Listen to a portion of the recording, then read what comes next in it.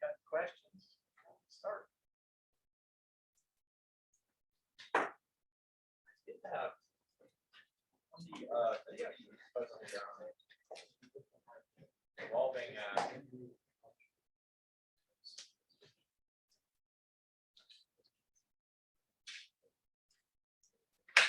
why is it that for region 2 for the plastic potential barrier, right, or the barrier prop? Yeah. Why is it that the second region again, the wave function is going to be non-imaginary?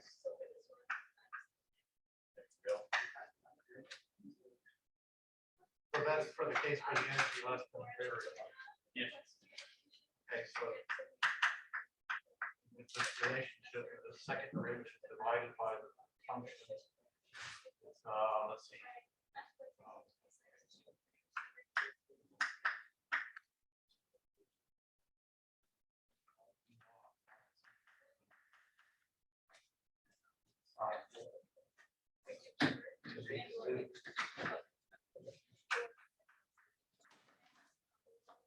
Okay, that part? Except me, yeah. Okay. So let's make sure I got that right. Yeah. So if you have an oscillatory function, the curvature is going to be in the opposite direction. Now, right here the curvature is negative, the value is positive. Yes. And over here the curvature is positive, so the value is negative. So side over prime over side is negative for an oscillatory function. But here it's positive. Have a function like this, or like this, growing exponentially or dying exponentially.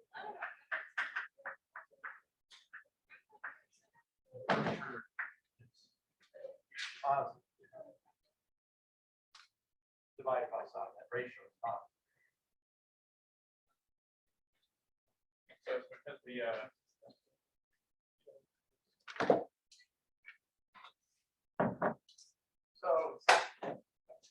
hang on a second. So anybody recognize what the costume is? I should have shown this last week. It might have inspired somebody.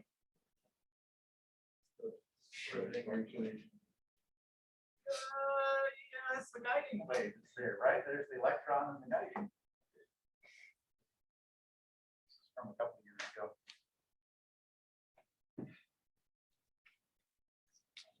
Here's some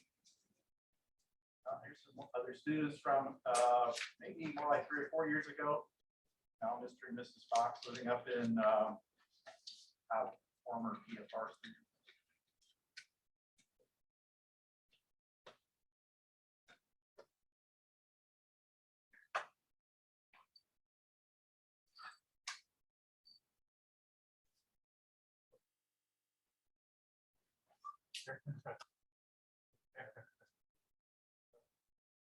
Is there a right to remain ignorant?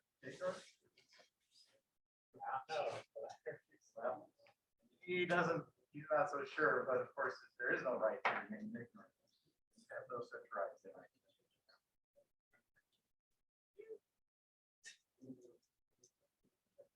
right, I can turn that off.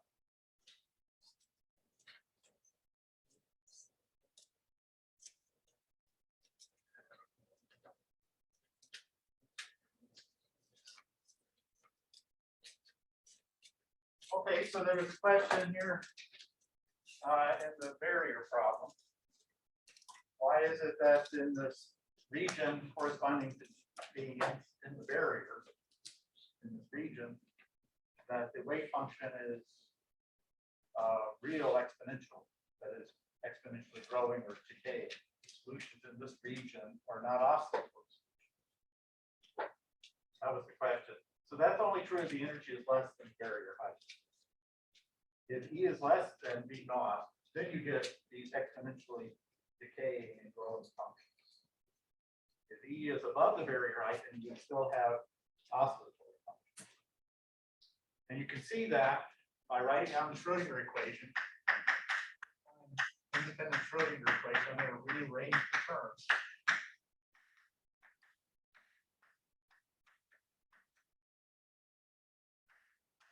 this. Okay, so there's the negative sign in the Schrodinger equation, the negative h bar squared over 2m, and then you have just collecting things, making sure the signs are right.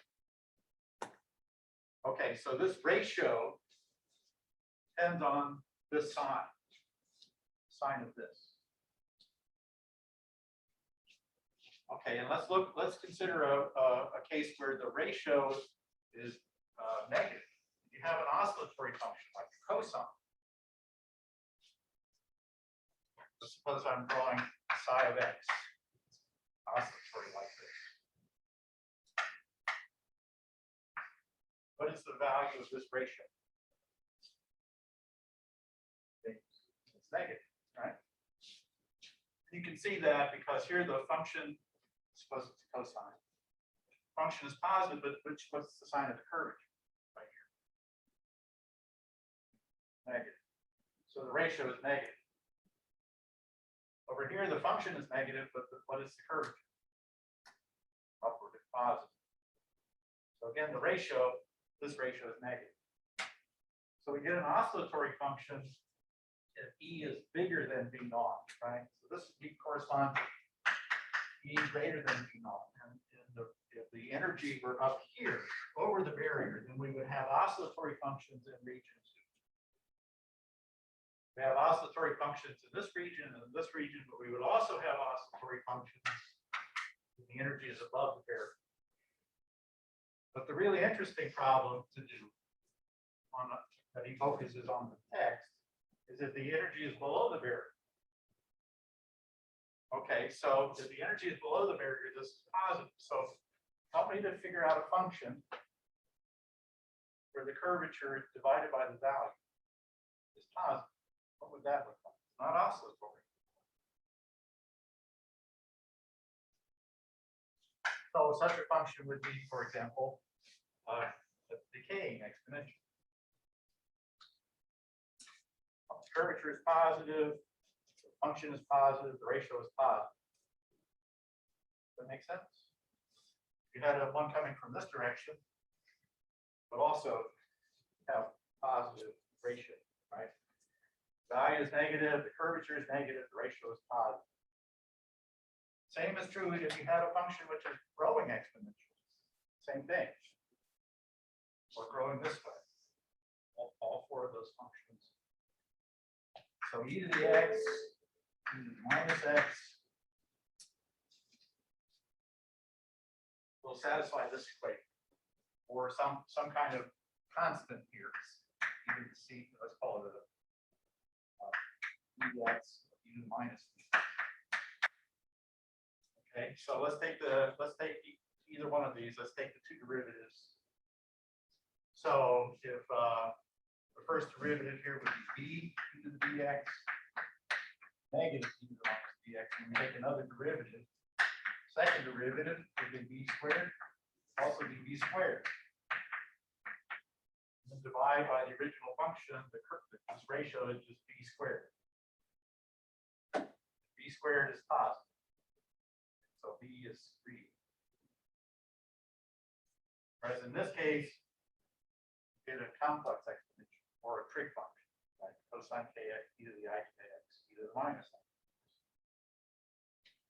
Okay, so that means the wave function in this region is going to be a superposition of wave functions like this. Stop oscillating, it's decaying exponentially into the region. So it's a combination of the two. And the precise combination depends on matching the boundary, the interfaces. You have to solve that algebraic equation to get it actually exactly how it's going to look. That helps? Sir, but if B was imaginary, the whole true. B is a potential energy, can't be imaginary. B is potential. Yeah, it's the height of the barrier. It's an energy. Plus B. Oh, I'm sorry, B. Excuse me. I thought you said B. Oh no, sir. B. B will not be imaginary. B squared, let's substitute this in here. B squared is equal to 2m. So h bar squared, b naught minus d. We said B is below B naught. So B squared is positive. That means that B is real. Has no imaginary part. imaginary part of B zero. Because in this case, if we just tried substituting this in here, we could get B squared is less than 0, right? And try this. Substitute in here, B squared is less than 0. What does that say about B? Pure imaginary.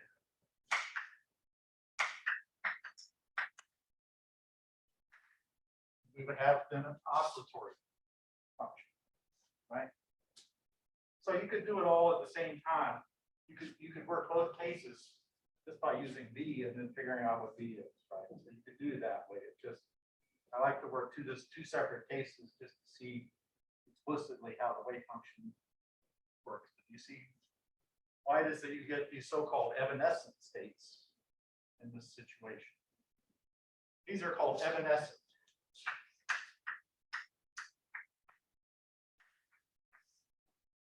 These are oscillatory.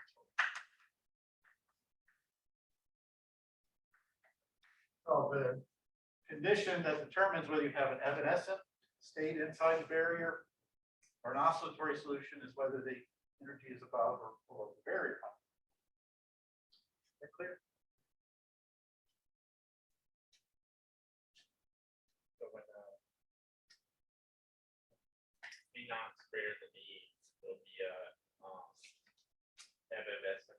Yep. And less than the oscillatory. Correct. What we call this, we call the psi function that we call the psi function evanescent. Yes. Psi function is evanescent, or the wave is evanescent. The wave function, I guess, is evanescent.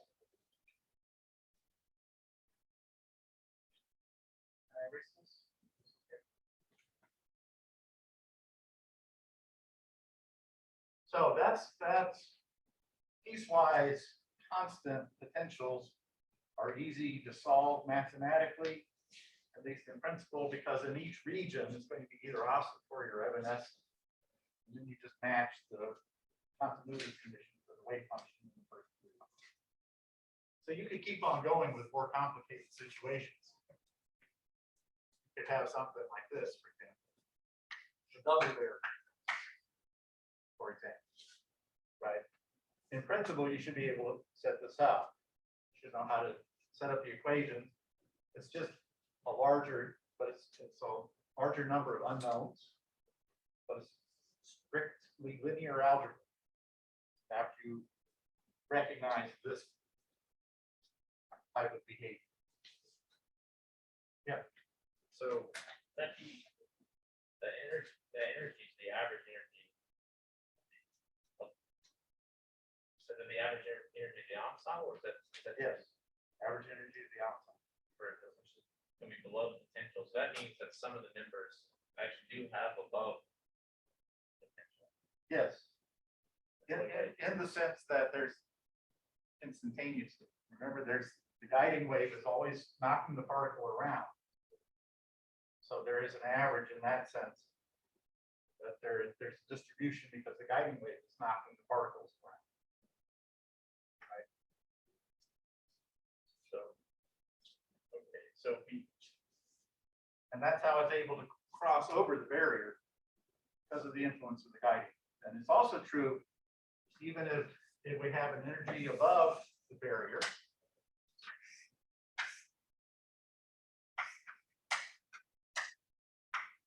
there's some reflection. Again, because that guiding wave can take some energy away as well, giving energy stochastically. Some random part is hitting this particle. So some of the particles will come when they reach the barrier, they don't have enough energy to get over because they traded some of the energy for the guiding wave. So that's, but we don't have the details of that, right? The Schrodinger equation explicitly has only the potential energy in it. Doesn't have explicitly the guiding wave structure. The details of how the guiding wave structure does that, we don't know. Yes. So if we try to make every the ensemble, we try to make every particle nearly. If we make every member of the ensemble, we shoot a particle out less than the potential barrier. still do that? I'm not sure. If we shot every member, we know our stack, it's when it come out the gun, right? The total energy of the particle, each member, is less than the potential barrier. Well, wait, we only know the average energy of the ensemble. Yes, sir. Right. That's what I was saying. Exactly. So, I was just asking, we knew each member was below that. You don't know that because the guiding wave structure is affecting the particle. So you only know the ensemble average. We don't know how much it is affecting it by. Right.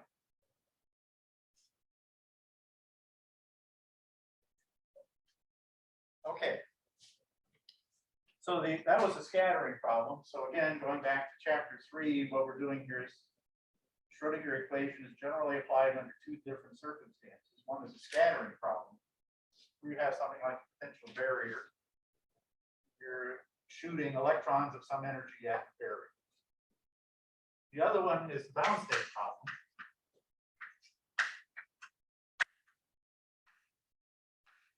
The one we did was particle in a box, where the potential energy is piecewise constant. And so we were able to solve that without much effort. And then we had a delta well. We didn't look at this in detail, it's within the text. But we found that if the potential energy has a negative delta function, that this could actually bind an electron at one bound state. Particle in a box had an infinite number of states. We had one number associated with that, the particle in a box. The spectrum looked like this. In this case, there was just one bound state. Just one.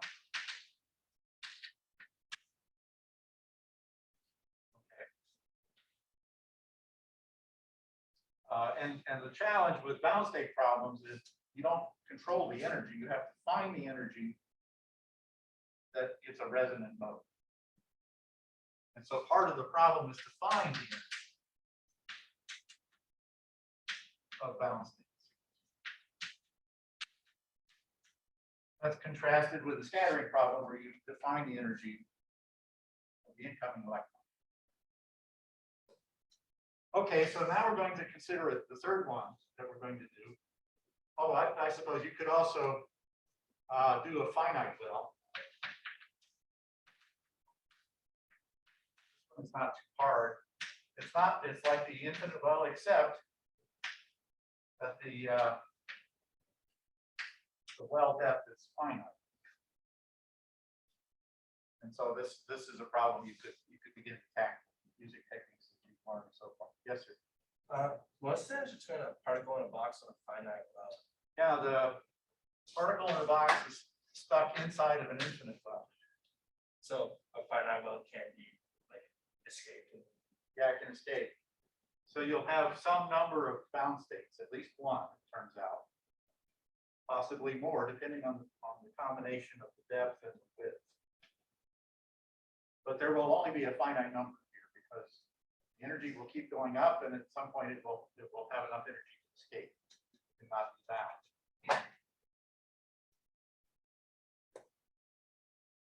So we've done enough there that you could begin to approach this problem, but we're not going to do this one. It's just mathematically a little more complicated. But the one we're going to tackle next is the simple harmonic oscillator. That was the homework for today. Okay, you can see in each of these problems what you're specifying is potential energy.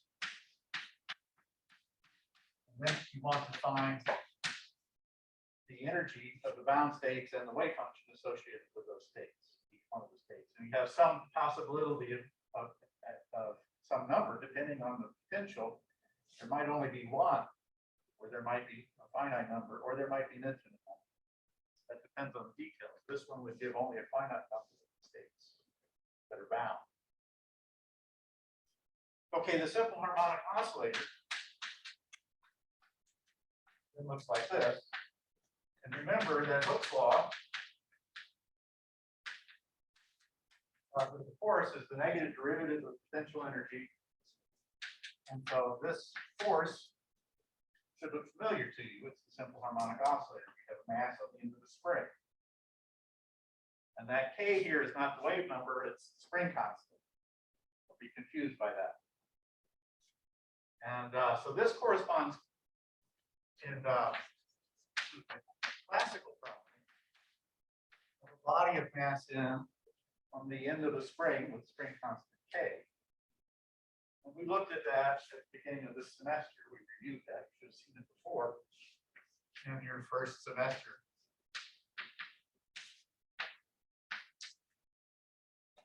The simple harmonic oscillator has a base frequency, a basic frequency of square root of K over M.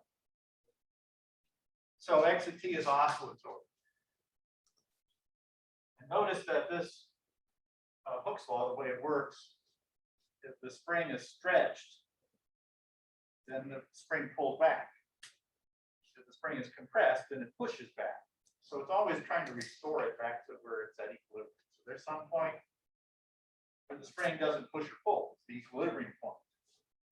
When the spring is at its equilibrium length, there's no force being exerted. You stretch it, then it's trying to pull back. When you compress it, it's trying to push back. So it's always trying to restore it back to the equilibrium. And so you get oscillatory solutions in time. Okay. So now the Schrodinger problem is to put a particle of mass M into this potential and to find the spectrum of energies and the wave functions that correspond to these resonant modes inside of this potential well.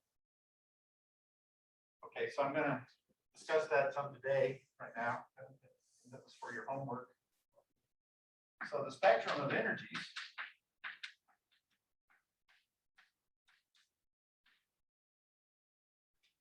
looks like that. So now we have a quantum number that starts at 0. By convention, whether it starts at 1 or 0, it's just convention. Point is that there's a lowest integer value here and a lowest integer value here, and that the separation is increasing here as we go up. The spectrum, the spacing between the one mode and the next is increasing as you go up to higher energy for the particle in the box. For the simple harmonic oscillator, the spectrum is evenly spaced all the way up, and there's no bound on either one.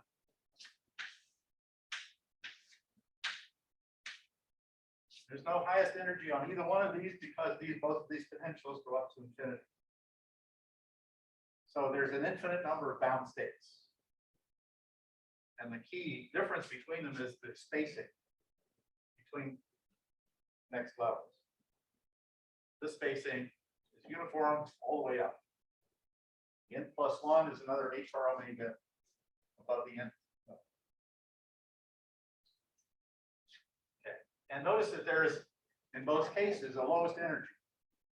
Ground state energy for the particle in the box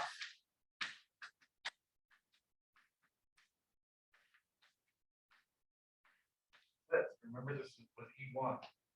It's the ground state. So it depends on the mass of the particle and the width of the box. So there's no height of the potential because that's infinite. Completely confined. In this case, the ground state energy is what we call E0. 1/2 h bar omega naught, which depends on the spring constant and the mass particle. So you can see h bar is occurring in both places. So these are small energies. H bar is small. And if we put in here something like the mass of the electron and the size of the hydrogen atom, then we get something like on the order of the binding energy of the hydrogen atom. The electron is bound to the proton by about 13 electron volts. This will depend on the strength of that curvature and the mass. The curvature, this K, the spring constant, is the curvature of this function, right? E double prime Okay. Curve. Then the wave functions are going to be polynomials times a Gaussian. And you don't get too tied up with constants that come in there. Before I'm going to talk about the wave functions here.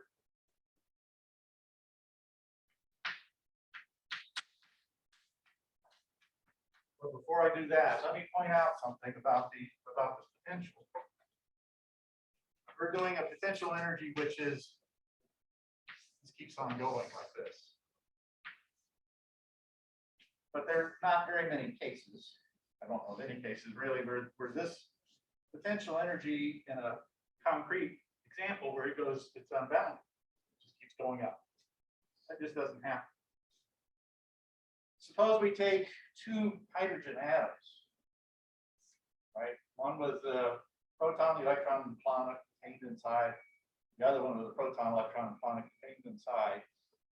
We bring them close together, they form a bound state, H2 molecule. The energy for the H2 molecule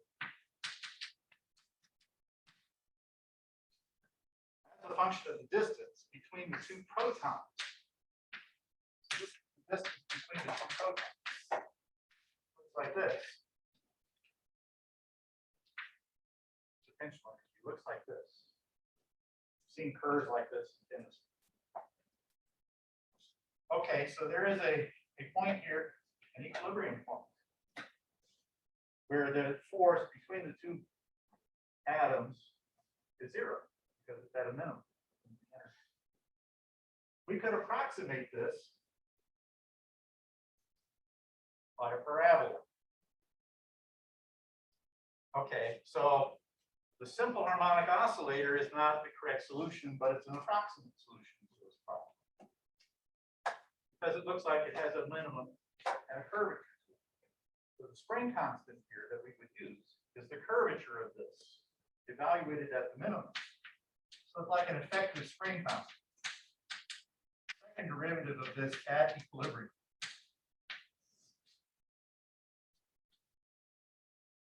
So that means there is a lowest state here. What does that correspond to? The vibrational mode of the two protons vibrating like this is quantized. It's described by the Schrodinger equation. Okay, now we're slipping into other particles other than just electrons, describing the entire hydrogen atom, two atom system by a wave function. And there would be a 0-point energy, ground state. And so this wave function would be describing the distance between the hydrogen atoms. So I'm going to show you here, we're going to look at this one in the book where first time you're looking at it, you're really considering just electrons bound in some kind of well. But this applies also to other cases. The Schrodinger equation has a very universal application. And so the mass that we would use here would be the mass associated with the hydrogen atoms, much heavier than the electron. And so what I'm sketching for you here, the simple harmonic oscillator, shows up in lots of places in physics. For example, the vibrational mode, quantized. There's only going to be a few of them. Here, the higher up they get, the less well they are approximated by this simple harmonic oscillator potential. Potential does this. So there will be a few bound states, and then the H2 system is vibrating so much that it's not bound. It shakes apart. Okay, so this simple harmonic oscillator actually shows up, is very useful. Shows up in a lot of cases. Anytime you have a minimum of potential, you may be able to approximate it by a simple harmonic oscillator, at least for the low energy modes. Okay. So we have, again, a quantum number for the simple harmonic oscillator. By convention, those are labeled starting at 0. with integer spacing.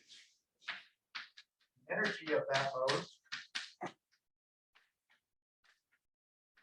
given by this. So the ground state has a 0-point energy of 1/2 h bar omega naught, where omega naught again is the classical frequency of the oscillator. And there's a ground state, you can't get below that. So there's the influence of the guiding wave structure on the particle, which is keeping it from going any lower on average. Okay. It's also associated with a time-independent wave function.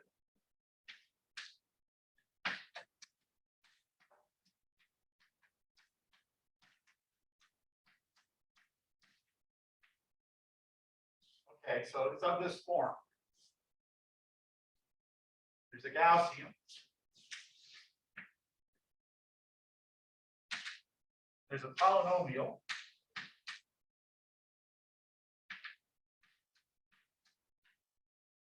Of order n. N is the order of the polynomial up in front of the Gaussian. And then there's a constant, which is a complicated thing. It's chosen to make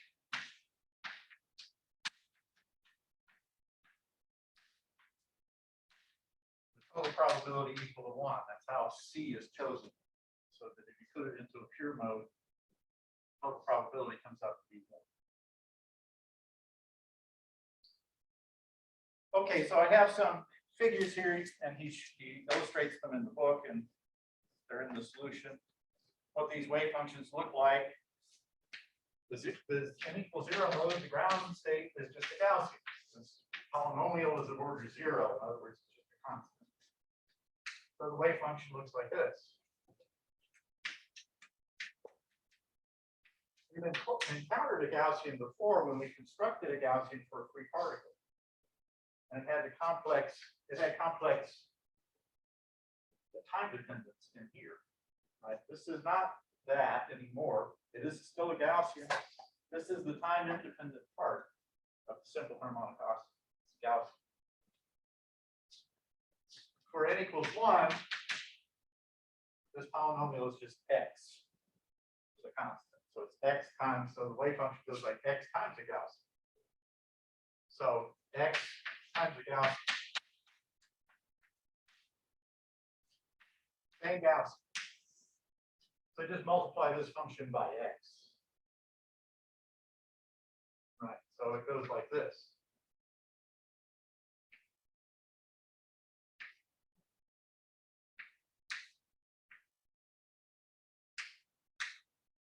So the wave function, this wave function is odd under x. If I flip x to minus x, the wave function flips negative sign. Flip this over here, just over here, then the wave function, the negative x. Whereas the ground state is even. Flip x to negative x, doesn't change the wave. The probability is still even, right? Because if we square this to get the probability, then let's plot. So this is psi. The probability looks like this.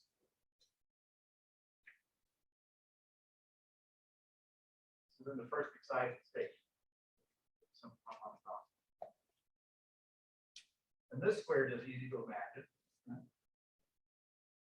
Okay, what's the average x? It's always 0, 0 here, 0 here. But notice there's nobody at the average in this case, whereas the average value of 0 is the most probable.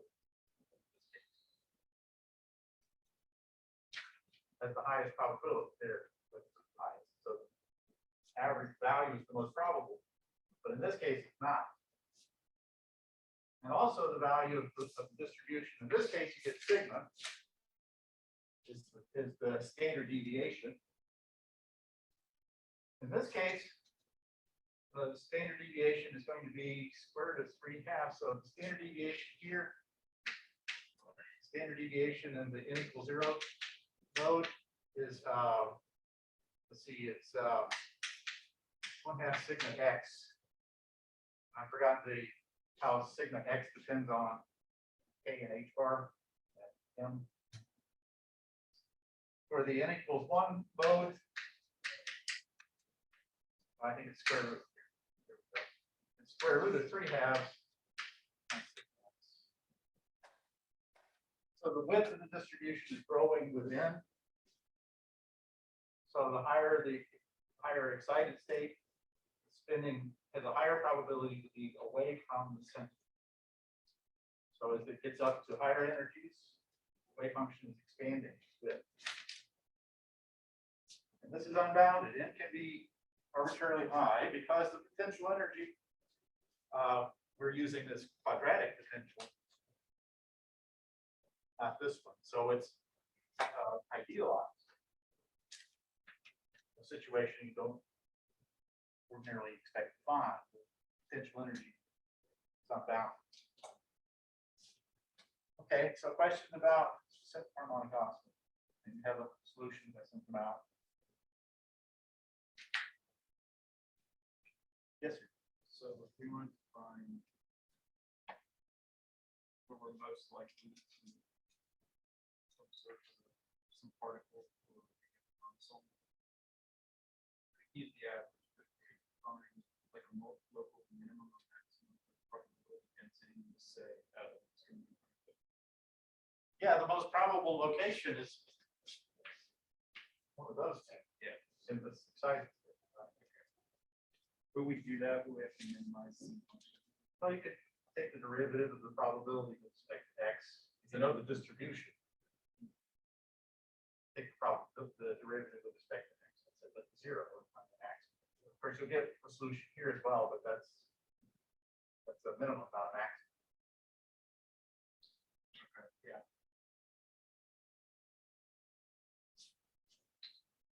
Okay, so I want to preview a little bit of your homework.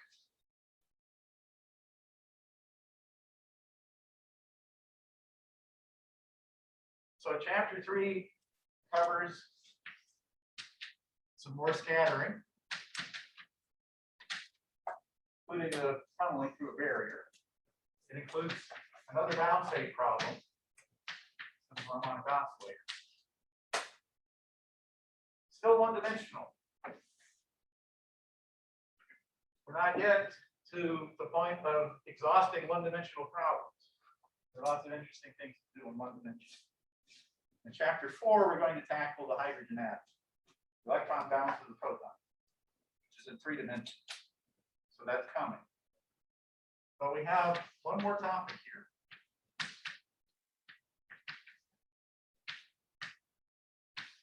Which is called operator algebra. Which has to do with the mathematical structure of quantum mechanics. Of course, has its origin in the nature of things. Mathematics grows out of our understanding of quantum mechanics. Okay, so remember we have various different operators. The mathematical structure of quantum mechanics is a wave function and then operators acting on the wave function. One way we used operators was to write down the Schrödinger.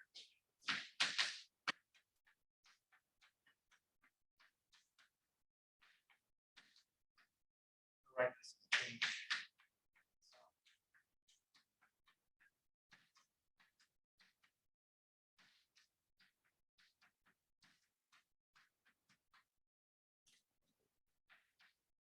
We indicated an operator by putting a little hat over it.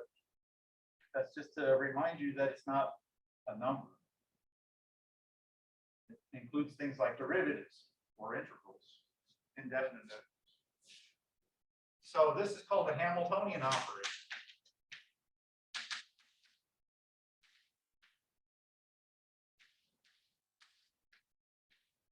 Or just the Hamiltonian. Sometimes you'll hear people say just call it the Hamiltonian, but they're talking about an operator in quantum mechanics. It's an operator because of the second derivative. If it were just v of x, you're just going to operate on a wave function, you're just going to multiply by v, just by number. So that would, you can think of it as an operator, but it's a pretty ordinary operator. But this one is more interesting because it alters the function, specifically by taking derivatives. Okay, also the time derivative. 2. So you could even write this like this. Kind of strange. What would something like that mean?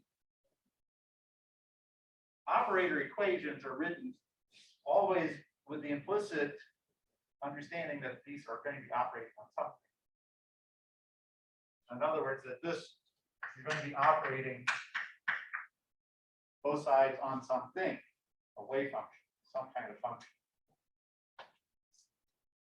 Okay, so it doesn't mean that this time derivative is equal to this. It just means that the effect of the operation on some wave function is that. That's the key thing to remember. Yes, ma'am. If they're doing two different operations, why is it the same operator? Like if it's doing two different things, how can you use the same symbol for it? You mean like the way I wrote it here? Yeah. Yeah. Like if H hat is doing two different. Yeah, it is different. H and time derivative are different, but the effect on psi is the same. And so that's the confusing thing about writing an operator equation.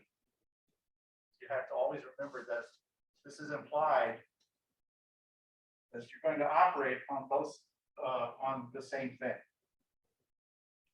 So in other words, this is true for certain size, certain functions, which are wave functions.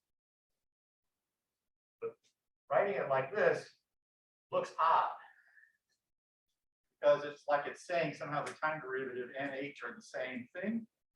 They're not the same. And that's the problem with the operator notation. So I'm saying right at the beginning, be aware of this. We're going to write equations with operators, but they only mean something in terms of operating on some wave function. So I could write this. Example A and B could be very different operators. But what we mean here is that the operation on a wave function is the same. Okay, so that's the thing to be wary of with operator notation. We're going to be writing operators without wave functions, but the equations only hold when they're operating on a wave function. So that's what you need to be careful. Okay, another operator.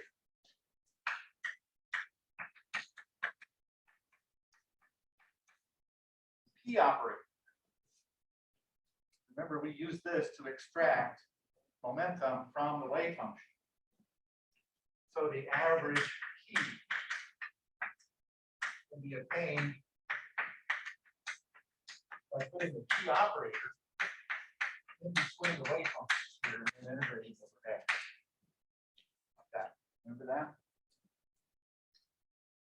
So that's an operator. The kinetic energy.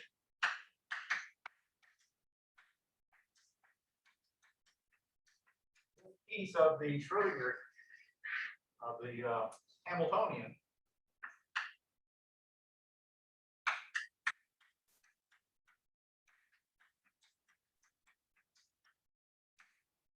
can be written down as P squared over 2m. That's the thing right here. You square this, divide by 2m, you get this. So that one term in the Hamiltonian could be called the kinetic energy operator, capital K with a hat over it, designate kinetic energy. So you could extract average kinetic energy from the ensemble. Okay, so you can see this mathematical structure of quantum mechanics is then a combination of the wave function and operators. Everything is going to be that way. And that never changes, no matter how advanced you get in the study of quantum mechanics or quantum field theory. This is it. It's operators and wave functions. Very different than what you were doing with Newtonian mechanics, where you had a position as a function of time. You want to find out where the planet's going to be in 30 years. Right? Very different kind of mathematical structures. Okay. So let's look at this operator. And the other operator is just multiply by x. And we could write that. If you wanted to complete the notation, we could put a hat over the x. It's just multiply by x, right? we do x hat on a function, just multiplying by that function by x.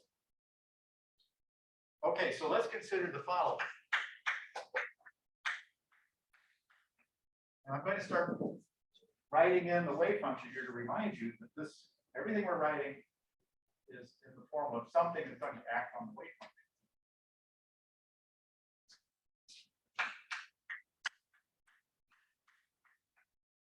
So let's suppose I'm going to operate both operators, x and p. But the order matters. Let's see if we can figure out why. Okay, so this is, I'm going to multiply by x. Derivative, it works from right to left. The operators on the right are on first on the function. That's by convention. So p here is acting before x. So let's look at this.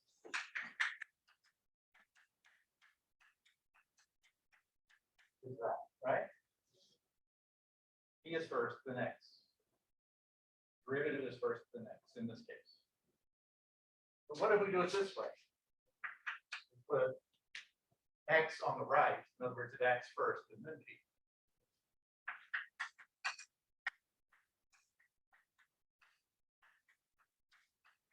Okay. See, here's the importance of this, recognizing that this is going to act on the side. It's all going to act on something. Okay, so we have two terms here. We have a product of x to the side. We're going to take the derivative of that.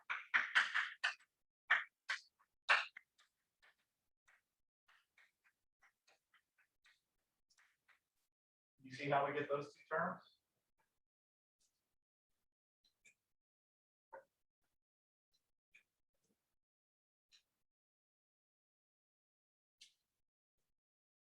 Okay.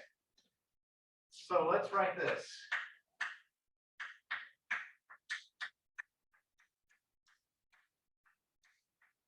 The difference between these two. See what it is? A negative I a bar. So if we compare the two operations, one of them is to first act with p then x, or the reversible, x first then p. The difference is the same thing, it's just a constant times the wave function. Okay, now the temptation here is to write this as an operator equation.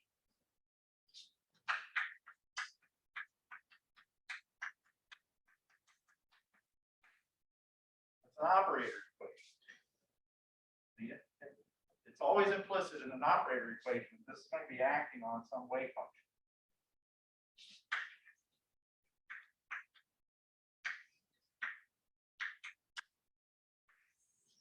But maybe you can start to see that a lot of the mathematical structure of quantum mechanics has to do with the relationships between operators.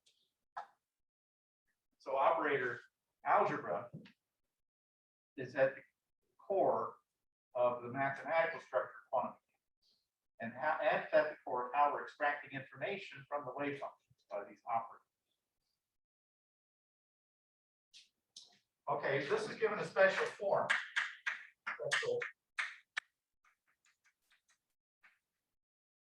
This combination here is written as what's called a commutator.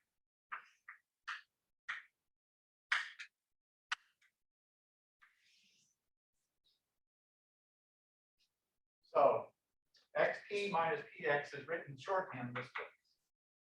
Doesn't save a lot of space, but let's save a little bit. Commutator, right? So if this order is the same as this, if it produced the same, then they would commute with each other, and the commutator would be 0. So let's try that with, for example, p with itself.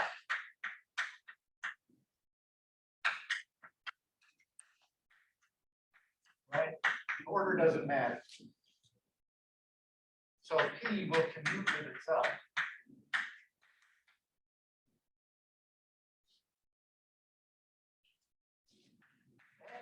compute with any function of x.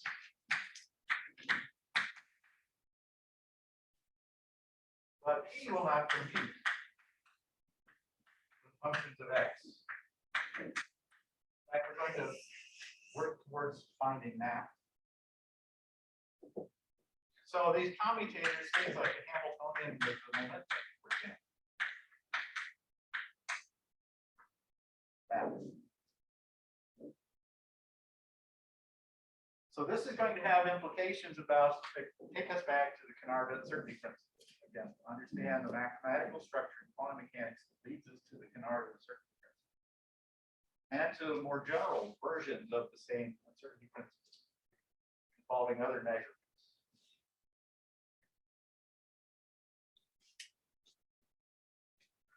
So it's actually very elegant. If you like math, mathematical structure, I think you'll enjoy understanding the operator algebra relating to quantum mechanics.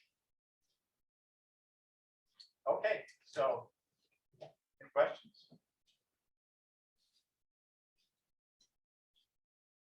See you on Friday.